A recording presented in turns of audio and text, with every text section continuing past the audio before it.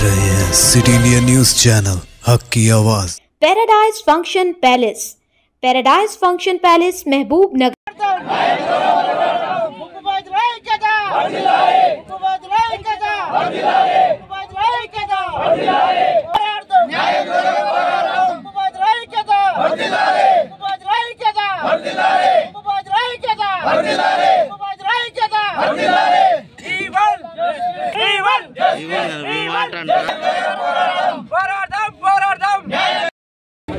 ఆ రోజు ఉన్నటువంటి ప్రభుత్వం వీళ్ళందరూ కూడా వచ్చి 2021 కట్ ఆఫ్ డేట్ చేసి ఆ రోజు ఉన్నటువంటి కుటుంబాలు ఆ రోజు ఉన్నటువంటి మేజర్లు వాళ్ళకందరికీ కూడా కట్ ఆఫ్ చేసి ఆ రోజు వరకు నష్టపరిహారం మీద ఒక ప్యాకేజ్ డిసైడ్ చేసి గతంలో ఉన్నటువంటి ప్రభుత్వం దాన్ని నెరవేర్చలేదు. ప్రభుత్వం కూడా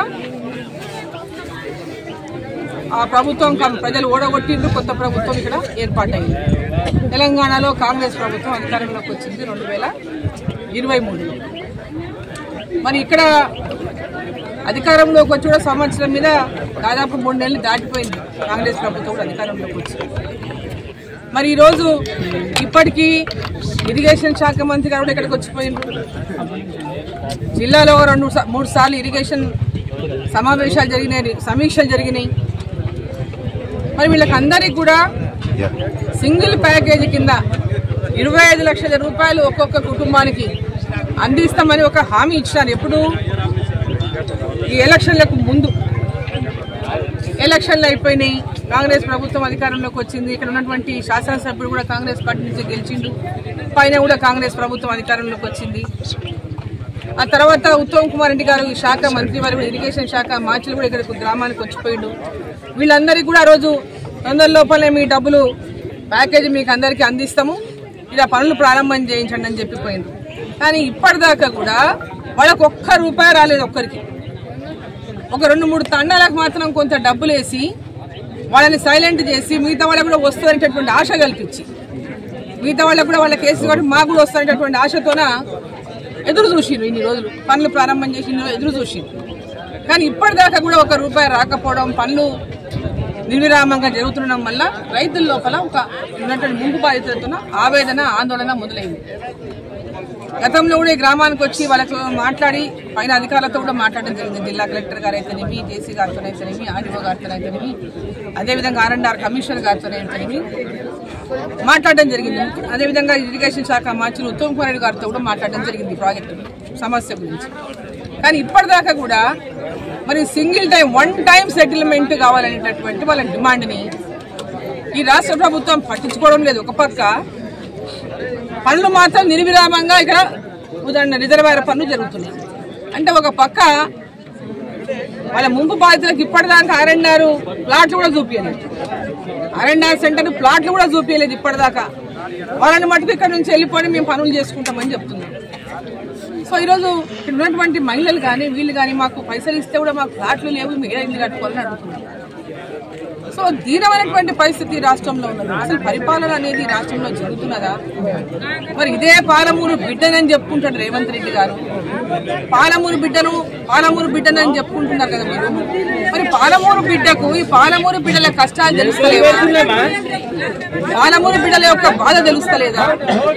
పాలమూరు బిడ్డల యొక్క సమస్యలు తెలుస్తలేవా? ఎందుకు మరి ఇప్పటిదాకా ఇంత నిర్లక్ష్యము? ఈ ప్రాజెక్టు కింద ఉన్నటువంటి ముంపు బాధితులకు వాళ్ళకి ఇవ్వాల్సినటువంటి నష్టపరిహారం చెల్లించకుండా ఎందుకు మీరు తాత్సారం చేస్తున్నట్టు? ఒక పక్క కాంట్రాక్టర్లకు ఎప్పటికప్పుడు కాంట్రాక్టర్లకు వాళ్ళకు వాళ్ళ యొక్క రేట్స్ ఇంక్రీజ్ చేసుకుంటా, వాళ్ళు ఎస్టిమేట్స్ అంతా పెంచుకుంటా, కాంట్రాక్టర్లకేమో పెద్ద ఎత్తున అమౌంట్ పెంచుకుంటా వాళ్ళకు బిల్లులు పేమెంట్ చేస్తారు. అంటే బిల్లులు పేమెంట్ చేస్తే మీకు పర్సెంటేజ్లు వస్తాయి కాబట్టి కాంట్రాక్టర్ల యొక్క ఎస్టిమేషన్ పెంచి వాళ్ళకు బిల్లులు ఇస్తే మీకు పర్సెంటేజ్లు వస్తామని చెప్పి పనులు కావాలని చెప్పి పనులు చేపిస్తాం. వీళ్ళకి రావాల్సినటువంటి ముంపు బాధితులకు రావాల్సినటువంటి నష్టపరిహారం మీద మాత్రం మీకు శ్రద్ధ లేదు. ఎందుకంటే వాళ్ళకి డబ్బులు వస్తే మీకేం వచ్చేది లేదు కాబట్టి. నేను ముఖ్యమంత్రి గారిని ఒకటి అడుగుతున్నా, మీరు పాలమూరు బిడ్డనని పదే చెప్పుకుంటారు కదా, మరి పాలమూరు బిడ్డ ఉండి మరి పాలమూరు బిడ్డల యొక్క కష్టాన్ని మీరు ఎందుకు అర్థం చేసుకోలేకపోతున్నారు? ఈ సమస్యని ఎంబడే ఎందుకు పరిష్కారం చేయలేకపోతున్నారు? మీరు నిజంగా పాలమూరు రంగారెడ్డి ప్రాజెక్టు పూర్తి చేయాలని చిత్తశుద్ధి లేదా మమ అనిపించి కాంట్రాక్ట్లు ఇచ్చేదా 4 బిల్లులు ఇచ్చి దాంతో పర్సెంటేజ్లు వేసుకొని పోవాలని చూస్తున్నారా?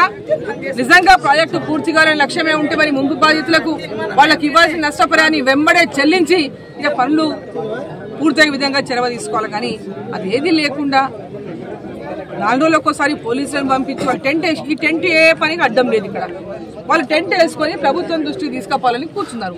ఈ టెంట్ పనులకు అడ్డం లేదు, లేదా రోడ్డు మీద లేదు, లేదా ఎవరికి కూడా ఇబ్బందికరం లేదు. ఈ టెంట్ తీసేయమని రోజు పోలీసుల యొక్క ఒత్తిడి, వాళ్ళ మీద కేసులు పెడతామని భయం పెడతా ఉన్నారు.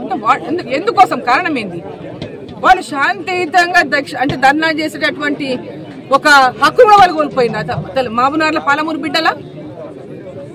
బిడ్డలకు కనీసం వాళ్ళ యొక్క వాణి వినిపించేటటువంటి హక్కు కూడా లేదా? వాళ్ళ కష్టం వినిపించేటటువంటి హక్కు కూడా లేదా? ముఖ్యమంత్రి గారు మీరు నిజంగా చిత్తశుద్ధి ఉండి పాలమూరు బిడ్డనే కనుక మీరు అనుకుంటే ఇమ్మీడియట్ గా ఉదండాపురం రైతుల్ని మీరు పిలిపించుకోండి. మీ సీఎం క్యాంప్ ఆఫీస్కి పిలిపించుకోండి. వాళ్ళ సమస్యలు వెంబడే పరిష్కారం చేయండి. వాళ్ళకి చెల్లించాల్సినటువంటి నష్టపరిహారాన్ని వెంబడే ఒకటే టైంలో 1 టైం సెటిల్మెంట్, ఒక్కొక్కరికి ఒక్కొక్క రేటు కాదు. ఈ రోజుకేమో ఓ ఇల్లు కట్టుకోవాలన్నా రేటు పెరిగిపోతుంది. ఒక భూమి అంటే ఆ రోజు ఉన్న భూమి రేటు ఈ రోజు భూమి రేట్ లేదు. ఒక ప్లాట్ ఆ రోజు ఉన్న ప్లాట్ రేట్ ఈ రోజు ప్లాట్ రేట్ లేదు. వాళ్ళకేమో ఇచ్చే నష్టపరిహారం ఏమో పెరగదు. కాంట్రాక్టర్లకు ఇచ్చేటటువంటి ఎస్టిమేషన్ ఏమో అడ్డగోలుగా పెరిగిపోతాయి. అంటే ఇప్పుడు ఎవరికి మీరు న్యాయం చేస్తున్నారు?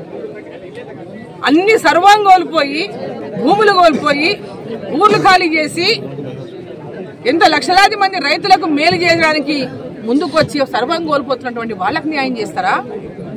లేదా కాంట్రాక్టులు ఎస్టిమేషన్లు అడ్డగోలుగా పెంచుకొని ఈరోజు ఆ కాంట్రాక్టర్ మేలు చేయడానికి మీరు పనిచేస్తారా అని చెప్పి అడుగుతా ఉన్నా.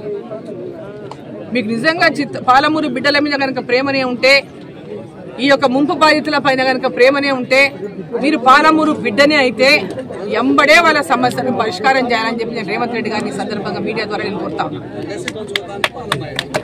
ఇమ్మీడియట్ గా పిలిపి